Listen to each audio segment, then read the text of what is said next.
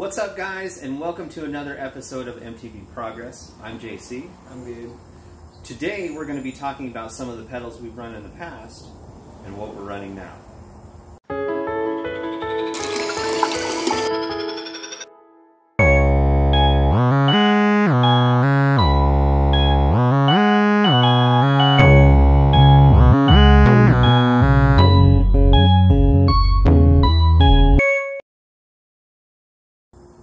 So first up, we have these Wellgo pedals.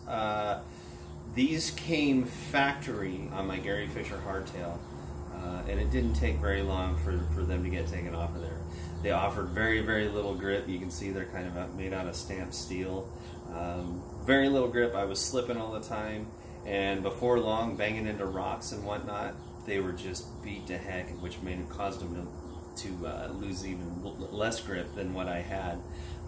I think I ran these for about 2 months or something like that. So lesson learned on these was that when you buy a mountain bike, probably going to end up buying a new set of pedals too. Otherwise you're going to be unhappy because these were sucked. So after the Wellgo pedals, the 2-month Wellgo pedals, I wanted to give Clipless a try. I'd heard so much about it. At that time I was riding to and from work a lot. I was riding about 24 miles a day, something like that.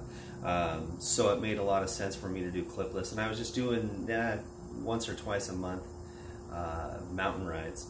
So I went with the Crank Brothers Acids. This was my first attempt at Clipless, and these were pretty decent. They were easy to get into and out of. I had my fair share of Clipless moments, tip-overs, if you will, where you're stopped and you can't get clipped out in time and you end up falling over. No real bad wipeouts due to not being able to clip in, so pretty happy about that. And with that being said, all the wipeouts that I did have, I just kind of naturally came unclipped anyway, so couldn't complain a bit.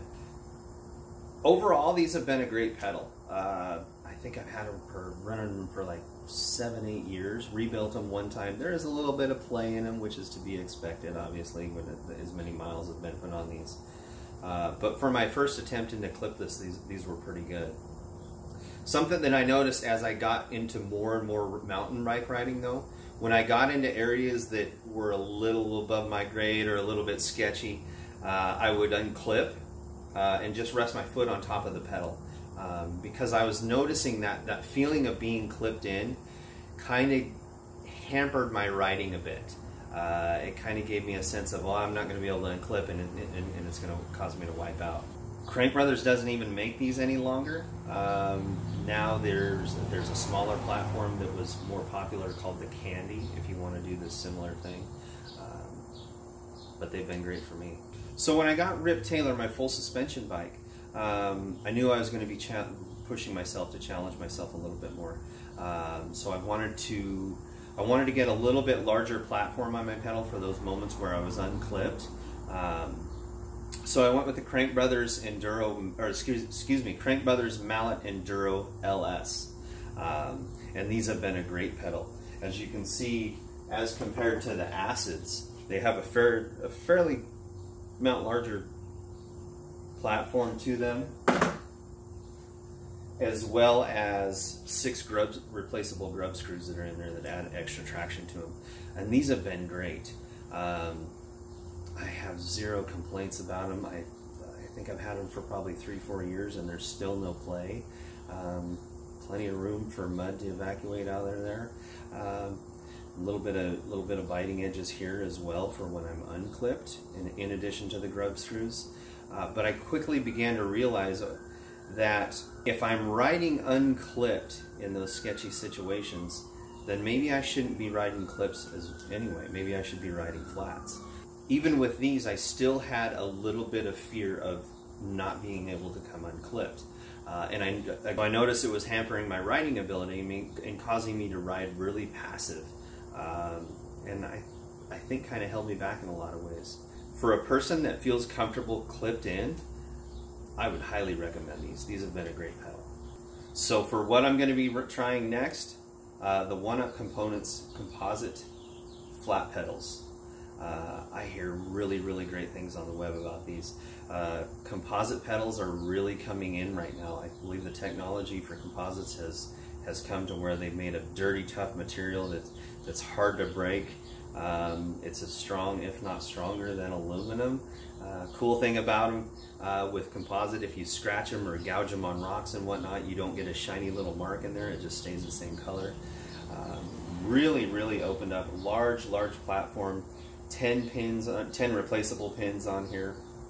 I think I'm gonna like these. I've played around with them in the driveway a little bit, and so far I'm liking them. But we'll keep you up to date on what we come up with these.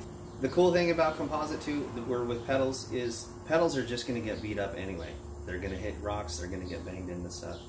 So does it make sense to buy a $200 pair of pedals when you can get them for $50?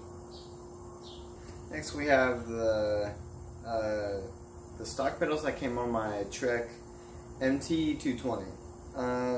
They're not that like anything special. They're really cheap material. My foot slid off a ton of times because the grip is all worn out and stuff.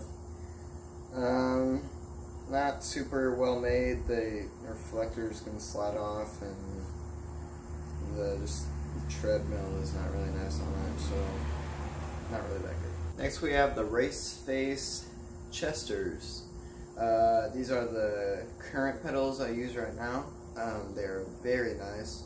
Like the material. Don't really slide off that much, but when I get into rock gardens, then it eventually happens. But when I do slid off and they hit my shin, it doesn't really feel like anything, since the material is so soft, you could say. Not really. The grip is really nice. It doesn't feel like too hard or too soft when it pokes in your feet. The pedal is just right size for my feet, and I'm only a size 11, so yeah. And yeah, I like them. So overall, we've had pretty decent luck with pedals, and through a little bit of trial and error, we feel like we've narrowed it down to some that we really feel comfortable putting our foot on.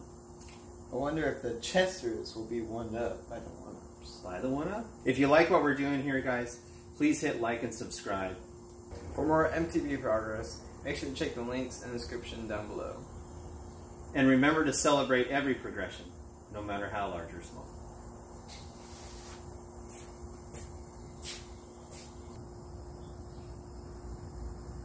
Stop video. Stop recording video.